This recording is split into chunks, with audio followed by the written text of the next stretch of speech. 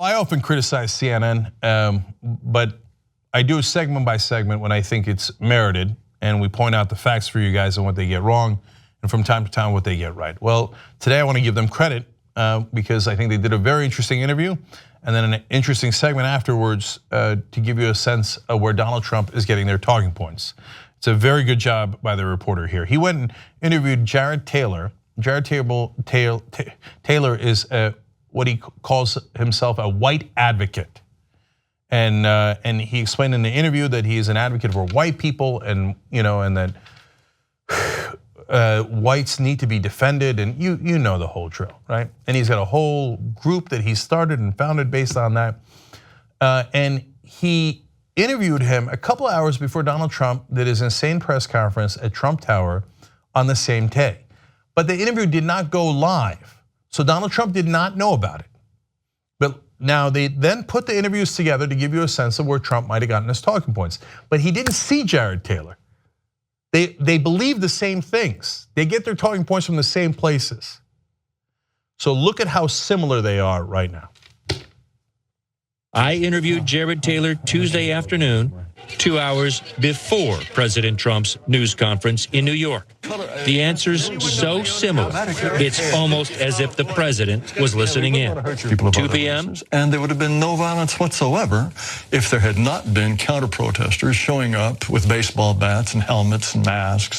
Mr. Trump, 2 hours later. Let me ask you this. What about the fact they came charging with clubs in their hands, swinging clubs? Do they have any problem? I think they do. 2 p.m. If those folks hadn't showed up, there would have been no violence. I believe they are much more hate motivated than the people who wanted to gather and talk about preserving the Lee statue and preserving a white majority. Any different? 4 p.m. But not all of those people were neo-Nazis, believe me. Not all of those people were white supremacists by any stretch. Those people were also there because they wanted to protest the taking down of a statue, Robert E. Lee. Then this. When are we going to rename the capital city? Washington, D.C. He was a slave owner. When are we going to write out of history the first 7 of 9 presidents who owned slaves? Are they all going to come down? No, George Washington was a slave owner. Was George Washington a slave owner? So will George Washington now lose his status? Are we going to take down? Excuse me. Are we going to take down statues to George Washington? How about Thomas Jefferson? What do you think of Thomas?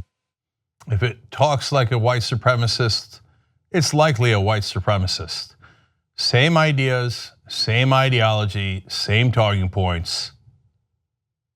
At least we now know where Donald Trump stands. I'm sure he must be so proud to stand with those white supremacist racists. That's who Donald Trump is. We'll be right back. If you like this clip of the Young Turks, you know there's a whole live 2-hour show, 6 to 8 p.m. Eastern every day, and you can download it or stream it and watch it without ads if you become a member. TYTnetwork.com/join.